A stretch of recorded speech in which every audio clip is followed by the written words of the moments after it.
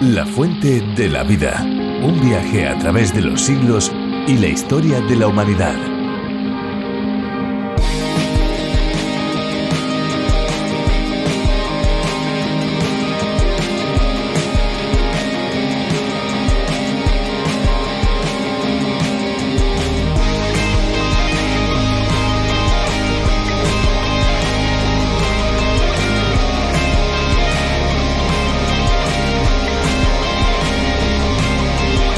El agua se puede encontrar en tres estados: líquido, sólido y gaseoso.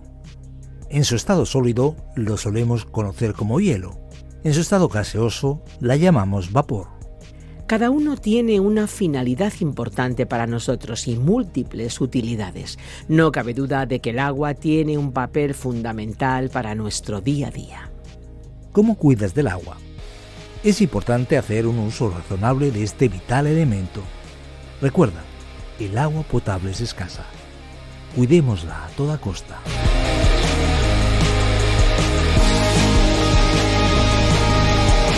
Nos alegra dar la bienvenida a toda la audiencia a este nuevo episodio de La Fuente de la Vida, un episodio especial dentro de una serie en la que celebramos tantos años de recorrido descubriendo juntos la palabra de Dios, la Biblia. Así es. Aquí estamos Esperanza Suárez y Fernando Díaz Sarmiento, quienes les hablan desde Madrid para el mundo.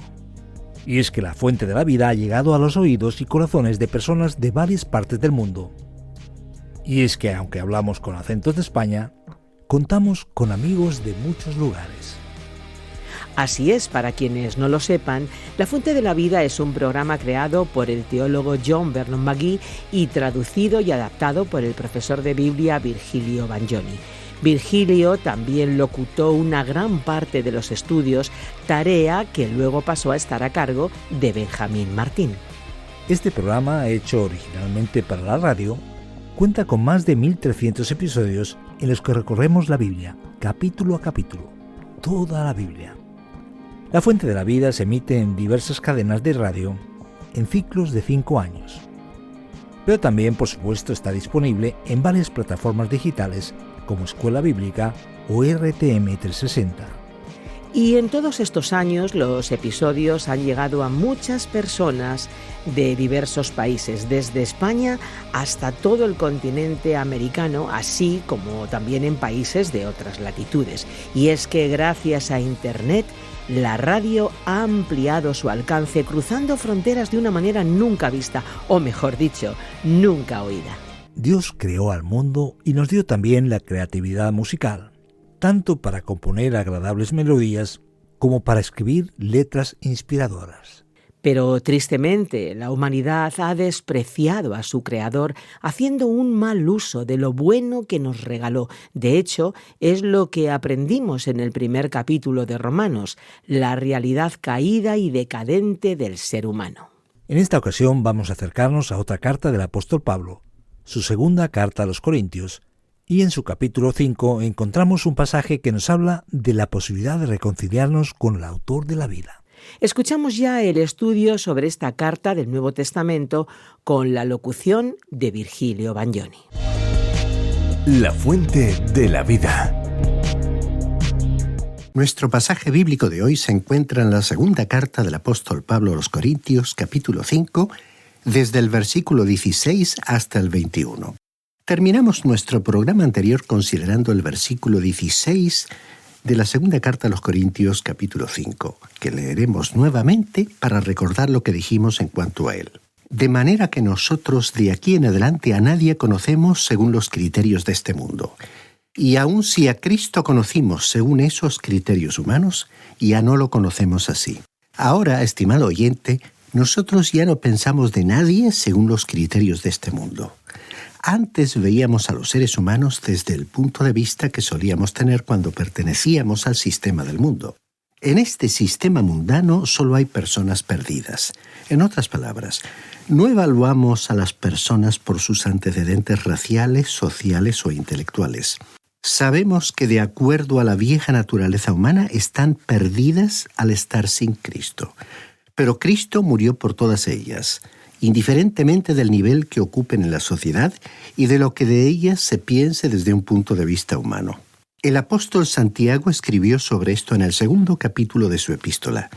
Él dijo que estaba mal dar en una congregación el lugar de honor a una persona adinerada que se acercase con un anillo en su mano y vestida con ropa cara, mientras que a una persona pobremente vestida se la colocaba en un lugar poco visible. ¿Por qué? Porque como hijos de Dios tenemos que ver a la totalidad de la familia humana como pecadores por quienes Cristo murió. Incluso la línea entre judíos y no judíos ha sido borrada. Todos los miembros de la raza humana son pecadores delante de Dios. La única solución para todos es aceptar el mensaje del Evangelio de Jesucristo. Así que todos están en el mismo nivel.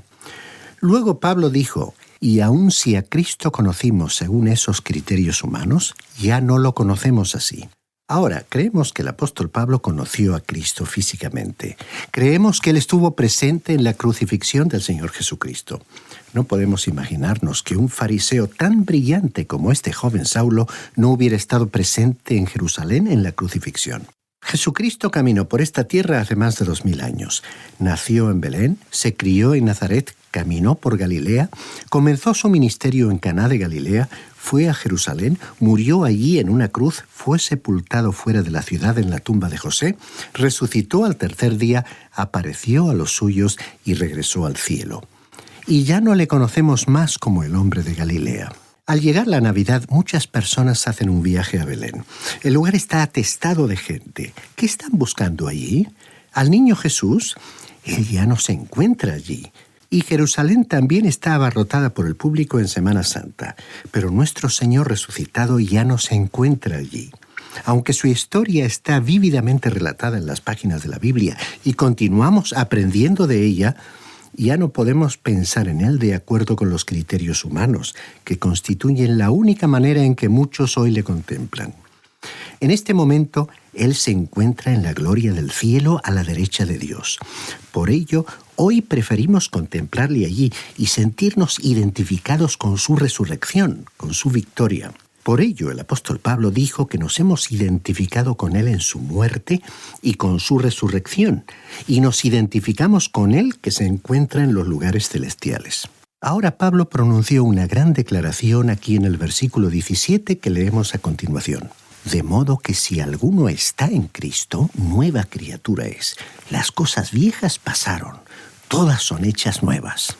Permítanos cambiar esa palabra criatura por creación. Reconocemos que este versículo es uno que se menciona muchísimas veces en la actualidad. Lo hemos escuchado mencionar en reuniones en las que personas dan testimonio de su fe, contando acerca de su conversión a Cristo. Dicen que ellas ya no satisfacen ciertos hábitos malos a los cuales se entregaban antes de su conversión y que consideran este cambio de conducta como un cumplimiento de este versículo. Si usted y yo somos una nueva creación en Cristo Jesús, ¿cuáles son las cosas viejas que han pasado? Recordemos que utilizamos una ilustración sobre la caída del hombre desde la cima de la montaña hasta el pie de la misma, donde vivimos todos nosotros que somos pecadores. Ahora que hemos confiado en Cristo, aquellas relaciones que teníamos antes han quedado atrás. Nosotros ya no nos identificamos con Adán, aquel que cayó desde la cima de la montaña. No estamos identificados más con el sistema mundano de relaciones y valores. Pero ahora estamos identificados con Cristo Jesús. Hemos sido bautizados, introducidos en el cuerpo de los creyentes y pertenecemos al Señor de ese cuerpo. Estas son las cosas viejas que han pasado y el elemento nuevo ahora es la nueva relación que tenemos con el Señor Jesucristo que se encuentra en la gloria celestial. Seamos bien prácticos en este aspecto. Hablemos de las cosas tal como son en la realidad, estimado oyente.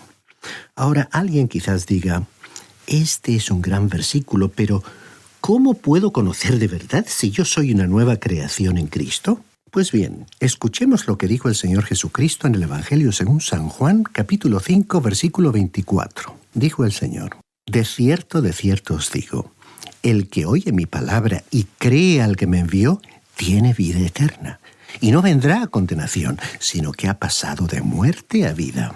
¿Ha creído usted en el Señor Jesucristo, estimado oyente? ¿Confía usted en Él? ¿Está usted seguro? Pues bien, Si usted así lo ha hecho, Él le asegura que usted tiene la vida eterna y no será condenado, sino que ha pasado de la muerte a la vida. Esto le convierte a usted en una nueva creación que ya no está sujeta a la condenación ni a la muerte. Usted ha pasado a la esfera de la vida. No trate usted de basar su confianza en la experiencia. Usted es ya una nueva creación porque Jesucristo así lo afirmó. La base de su nueva posición se encuentra en la palabra de Dios. Usted ya no pertenece a la vieja creación que cayó con Adán. La nueva creación está firme en Cristo y usted, estimado oyente, está en Él, está unido a Él, si está depositando su confianza en Él. Usted y yo estamos en un lugar de peligro y de tentación y podemos fracasar de muchas maneras. Pero la maravillosa verdad es que el Señor Jesucristo nos ha redimido y que somos en Él una nueva creación. Ahora Pablo se disponía a hablar de ello y dijo aquí en el versículo 18 de este capítulo 5 de la segunda epístola a los Corintios. Y todo esto proviene de Dios, quien nos reconcilió consigo mismo por medio de Cristo y nos dio el ministerio de la reconciliación. Este ministerio de la reconciliación es en realidad el encargo de proclamar un anuncio, el llamado de Dios a los seres humanos perdidos en todas partes para que vengan a Él con todos sus pecados, con todas sus cargas y problemas, con todas sus dificultades, para que sean reconciliados con Dios. Quisiéramos detenernos aquí para examinar este tema de la reconciliación. Esta palabra se utiliza 2 veces aquí en el versículo que hemos leído, también 2 veces en el próximo versículo, en el 19, y una vez más en el versículo que sigue, en el versículo 20, y el versículo 21 no la menciona específicamente, pero resume todo este concepto. Este tema es muy importante y esta sección en la que nos encontramos también lo es. En primer lugar, diremos que reconciliación no es lo mismo que salvación. La reconciliación avanza un paso más adelante. Es más que tener los pecados perdonados y la justicia divina satisfecha. La reconciliación implica una relación cambiada, completamente cambiada. Significa cambiar algo de adentro hacia afuera, de arriba hacia abajo. De modo que si alguno está en Cristo, es una nueva creación. Veamos ahora que hay un aspecto de la reconciliación desde el punto de vista de Dios. Él es el que efectuó la reconciliación. Recordemos la frase Dios quien nos reconcilió consigo mismo por medio de Cristo. Frase repetida en el versículo siguiente, el 19, que dice así: Dios estaba en Cristo reconciliando consigo mismo al mundo, no tomándoles en cuenta a los hombres sus pecados, y nos encargó a nosotros la palabra de la reconciliación. La reconciliación es el ministerio de cambiar completamente. Pero ¿quién está cambiando completamente? Dios nunca cambia. Él es el mismo ayer, hoy y por siempre. Pero aquí dice que Él nos ha reconciliado consigo mismo. Literalmente dice que Dios estaba en Cristo reconciliando consigo mismo al mundo. Es el mundo el que ha sido reconciliado. Dios ha reconciliado al mundo. Al observar al mundo vemos que continúa como siempre, por su camino pecaminoso. Cada persona se apartó de Dios siguiendo por su propio camino, según dijo el profeta Isaías. Pero es por medio de Cristo que el mundo es reconciliado con Dios, es decir, es reconciliado con Dios por la muerte de Cristo. Este maravilloso ministerio de la reconciliación es la obra que Él ha hecho. Creemos que probablemente sería bueno observar otro pasaje de las Escrituras en relación con este tema. Vamos a leer los versículos 20 al 22 de la Epístola a los Colosenses, capítulo 1. Dice allí: y por medio de Él reconciliar consigo todas las cosas, ya sea las que están en la tierra o las que están en los cielos, habiendo hecho la paz mediante la sangre de su cruz. Y a vosotros también, que erais en otro tiempo extraños y enemigos en vuestra mente, haciendo malas obras, ahora os ha reconciliado en su cuerpo de carne por medio de la muerte, para presentaros santos y sin mancha e irreprochables delante de Él. Comparemos esto con la carta a los Filipenses, capítulo 2, versículo 10, donde se nos dice que ante el nombre de Jesús todos caerán de rodillas, todos los que están en los cielos, en la tierra y debajo de la tierra, lo cual se refiere al infierno. Hay que destacar que en este pasaje de Colosenses, al hablar de la reconciliación, solo se mencionan al cielo y a la tierra, porque el infierno no está reconciliado con Dios. Aunque en el infierno todos se arrodillarán, solo aquellos que estén en el cielo y en la tierra son reconciliados. Ahora, ¿de qué manera son reconciliados? La respuesta se encuentra en los versículos 21 y 22 del capítulo 1 de la carta a los Colosenses, que acabamos de leer. Es decir, que la muerte de Cristo es lo que ha reconciliado al mundo con respecto a Dios. Observemos que Dios no es reconciliado, Él no ha cambiado, pero el mundo ha sido colocado en una posición diferente. ¿Por qué? Porque Cristo murió. Es que cuando Adán pecó, cuando se encontraba en el jardín de Edén, un Dios santo no podía alcanzarlo y salvarlo. Dios tenía que hacer algo acerca de ese pecado, es decir, que Dios tenía que juzgar al hombre. En el libro del profeta Ezequiel, capítulo 18, versículo 20, figuran estas palabras: «El alma que pecare, esa morirá». Y Dios le había dicho a Adán que el día en que él comiera de ese fruto prohibido, moriría. Pues bien, él murió espiritualmente ese mismo día. Y 900 años después murió físicamente. Cuando murió espiritualmente quedó alejado y separado de Dios. Y esa es la misma condición en la que se encuentra el mundo. Y Dios lo tiene que juzgar por ello. Pero ahora que Cristo murió, la posición del mundo ha cambiado. Dios en el día de hoy tiene sus brazos abiertos para un mundo perdido, con una actitud de invitación a venir hacia Él. El peor pecador en el mundo puede acercarse hoy a Él. No hay ninguna diferencia en cuanto a quién sea usted. Usted puede venir a Él. Como Cristo murió, un Dios santo ya no se muestra dispuesto a condenarnos, sino que se acercó para salvar a todos aquellos que vinieran a Él. Jesucristo llevó sobre sí mismo el juicio y condenación del pecado, de manera que el mundo ha sido reconciliado con respecto a Dios. Usted no tiene que hacer nada para ganarse el favor de Dios. Él no está enfadado con usted ni le detesta. Por el contrario, Dios le ama. Y Cristo no vino al mundo para cargar los pecados del hombre en su cuenta, sino para pagar la deuda del hombre. ¿Recuerda usted lo que ocurrió con esa mujer que fue llevada ante el Señor Jesucristo, según el capítulo 8 del Evangelio según San Juan? ¿Recuerda usted lo que el Señor le dijo a ese grupo de líderes religiosos hipócritas? El Señor les dijo: «El que de vosotros esté sin pecado, sea el primero en arrojar la piedra contra ella». Y entonces Jesús se inclinó y escribió algo con el dedo en la tierra. Este es un detalle muy interesante porque Jeremías en el capítulo 17, versículo 13 dijo: «Oh Señor, todos los que se apartan de ti serán escritos en el polvo, porque abandonaron al Señor, fuente de aguas vivas». Y el relato de Juan nos contó que aquellos fariseos, comenzando con los más ancianos y continuando hasta los más jóvenes, se retiraron. Los de más edad quizás tenían un poco más de sentido común que los jóvenes, que se quedaron allí un poco más. Los de más edad quizás tenían un poco más de sentido común que los jóvenes, que se quedaron allí más tiempo. Quizás algunos de los más ancianos habían tenido relaciones con esa mujer. Pensaron que nadie se había enterado, pero por supuesto el Señor lo sabía.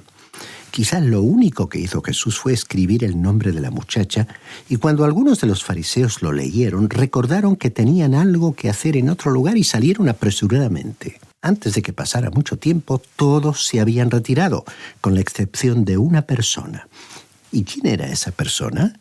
El Señor Jesucristo, el único que podía haber arrojado una piedra contra ella, pero no lo hizo. Y entonces preguntó: «¿Dónde están los que te acusaban?» Y ella le contestó: «Todos se han ido, no quedó ninguno». Y entonces Jesús le dijo: «Ni yo te condeno, vete y no peques más». Por ello Pablo pudo decir en este pasaje de la segunda carta a los Corintios, capítulo 5, versículo 19, el que estamos considerando, que Dios estaba en Cristo reconciliando consigo al mundo, no tomándoles en cuenta a los hombres sus pecados. Él había realizado la reconciliación. Jesús no estaba cerrando sus ojos al pecado ni mirando para otro lado, pero por causa de aquel pecado, para morir por todos aquellos pecados, Él se dirigía hacia la cruz. La condena iba a caer sobre Él, y como aquella mujer confió en Él, Jesús pudo despedirla sin condenarla.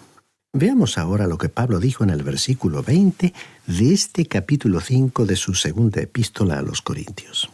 Así que somos embajadores en nombre de Cristo, como si Dios rogara por medio de nosotros. Os rogamos en nombre de Cristo, reconciliaos con Dios. ¿Qué es un embajador? Es un agente diplomático de primera clase que representa al Estado, al jefe del Estado y al gobierno que lo nombra cerca de otro Estado. Nosotros somos embajadores de Cristo. Estamos en un país extranjero. Pedro dijo que nosotros somos peregrinos y extranjeros en esta tierra. Pablo, en su epístola a los Filipenses, capítulo 3, versículo 20, dijo: «Pero nuestra ciudadanía está en los cielos, de donde también ansiosamente esperamos a un Salvador, el Señor Jesucristo». O sea, que ya que nuestra ciudadanía está en los cielos, nosotros somos embajadores aquí en la tierra. Cuando un gobierno envía a un embajador ante otro gobierno, quiere decir que ambos países mantienen relaciones amistosas. Dios aún está manteniendo relaciones amistosas con este mundo y ha enviado a sus embajadores. Pero algún día Él llamará a sus embajadores a su país y entonces comenzará el juicio. Cuando el hombre pecó, Dios en su santidad tuvo que apartarse del mundo. Pero Dios amó al hombre y envió a su propio Hijo a morir en la cruz. Ahora Dios puede extender sus brazos abiertos al mundo para decir: «Tú puedes venir». Y como nosotros somos sus embajadores, como embajadores debemos anunciar a la gente que Dios puede salvarles. Todo lo que Dios le está diciendo al ser humano es que acuda a Él. Dios no está tratando de desquitarse, de vengar una ofensa. Él no quiere castigarle. No quiere colocar sobre las personas el peso de su mano. Él invita a todas las personas en todos los lugares para que vengan a Él. Este es pues un gran día y tenemos el privilegio de poder decirle a usted: reconcíliese con Dios. Todo lo que le pide es que se vuelva usted a Él. ¿Y por qué puede Él adoptar esa actitud? Porque Cristo llevó nuestro pecado y recibió el castigo en lugar nuestro. Dios está en una actitud de reconciliación. Usted no necesita adoptar ninguna actitud para ganar su favor, para ponerle de parte suya. No tiene usted que derramar lágrimas para ablandar el corazón de Dios. Él le ama, Él quiere salvarle. ¿Y por qué? Leamos finalmente por hoy el versículo 21 de la segunda carta a los Corintios, capítulo 5. Al que no conoció pecado, por nosotros se hizo pecado, para que nosotros seamos justicia de Dios en él. Otra versión reciente dice: al que no cometió pecado alguno, por nosotros Dios lo trató como pecado, para que en él recibiéramos la justicia de Dios. Él me ha dado su lugar, me ha vestido con su justicia. Podríamos decir que Él tomó mi infierno aquí abajo en la tierra para que yo pudiera tener su cielo allá arriba. Lo hizo por mí. Estimado oyente cristiano, ¿ha podido usted hacer llegar esta palabra divina a alguien más? Quien quiera que usted sea, donde quiera que usted esté y cualquiera sea la condición en que se encuentre, ¿qué está usted haciendo para comunicar este mensaje de reconciliación a un mundo perdido? Como dijimos anteriormente, Él es el mismo ayer, hoy y siempre. En el pasado, en el presente y en el futuro. Él se siente hacia usted de la misma manera en que se sintió el día en que Cristo murió por usted, por mí y por toda la humanidad.